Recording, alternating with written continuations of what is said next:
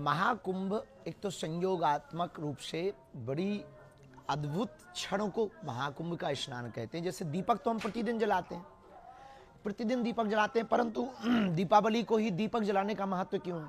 क्योंकि अमावस्या की रात्रि में सूर्य और चंद्रमा जब तुला राशि पर आते हैं तब एक विशेष संयोग बनता है। इस वक्त एक दीप जलाने से लाखों दीप प्रज्वलन करने का पुण्य मिलता है और लक्ष्मी जी प्रसन्न होती हैं और ऐसे विशेष अवसर पर ऐसी अदृश्य शक्तियों का जो है कनेक्शन हमसे जुड़ता है।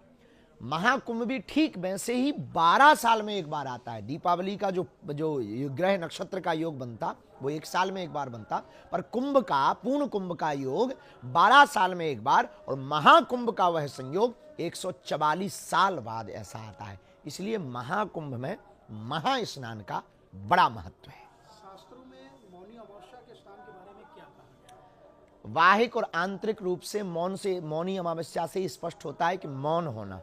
वाहिक और आंतरिक रूप से मौन होकर के आध्यात्मिक चेतना से संपन्न होने के लिए मौन धारण करने वाली दिवस के लिए मौनी अमावस्या कहा जाता है।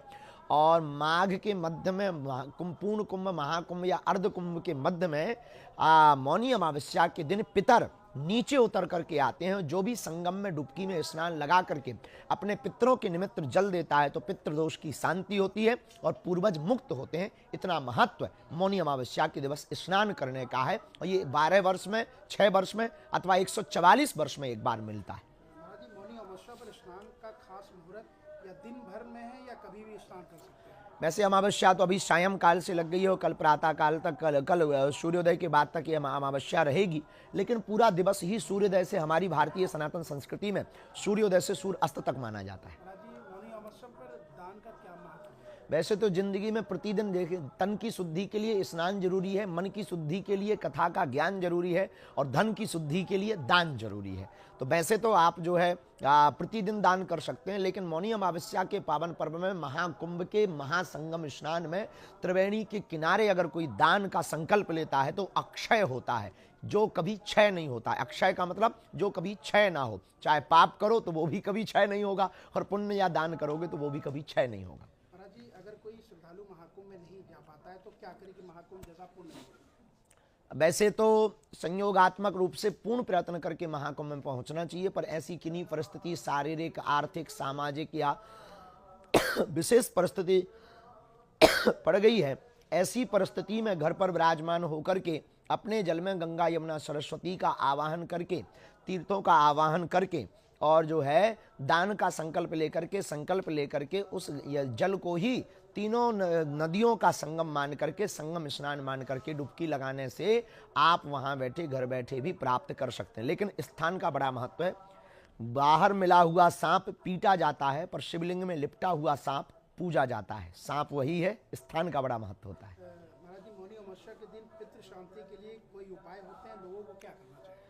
अर्घ, जल, पितृ गायत्री, त्रिपिंडी श्राद्ध या फिर पितरों के निमित्त में ब्रह्म भोज, दीनहीनों को भोज, वस्त्रदान, द्रव्यदान, अन्नदान एवं मानसिक शांति के लिए भगवत भजन, 12 अक्षरी मंत्र का जाप या पंचाक्षरी ओम नमः शिवाय मंत्र का जाप, इन मंत्रों का जाप करके अगर कोई मौनी अमावस्या का संगम स्नान करता है तो पितरों की शांति भी होती है, ग्रह नक्षत्र दोषों से भी शांति मिलती है और जो भी पुण्य सत्कर्म करेंगे वो लाख गुना करके प्राप्त होता है और क्षय नहीं होता है, अक्षय रहता है। यही मौनी अमावस्या के महाकुंभ का महासंगम पर स्नान का दिव्य और भव्य महत्व है।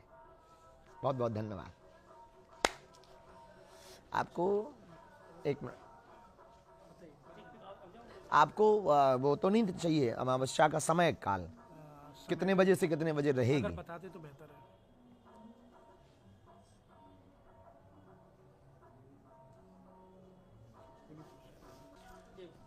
वर्तमान समय में महाकुंभ चल रहा है और महाकुंभ 144 वर्ष बाद संयोग आया है। पूरे देश और दुनिया के करोड़ों श्रद्धालु महाकुंभ में आस्था की डुबकी लगाने के लिए प्रयागराज पहुंच गए हैं और प्रयागराज की गली गली में कूच मची है, कीच मची है, भक्तों की भीड़ मची है। यूं कहें भक्तों का सैलाब नहीं, सुनामी आई है। महाकुंभ के किनारे किनारे पर भक्तों का तांता लगा हुआ है। पर महाकुंभ का यह दूसरा स्नान है। पहला स्नान 14 जनवरी को मकर संक्रांति का हो चुका और द्वितीय स्नान है मौनी अमावस्या का। ये अमावस्या का पर्व बड़ा महत्वपूर्ण होता है और मौनी अमावस्या का पर्व बहुत ज्यादा महत्वपूर्ण होता है, खासकर कुंभ में। लेकिन इस बार कुंभ नहीं है, दरअसल महाकुंभ है जो 144 साल बाद आता है। मौनी अमावस्या का बहुत लोगों के दिमाग में ये विचार चल रहा है कि आखिर ये कब है अमावस्या, क्या एक समय विशेष है? वैसे तो भारतीय सनातन संस्कृति में उदया तिथि मानी जाती है, सूर्योदय से सूर्य अस्त तक।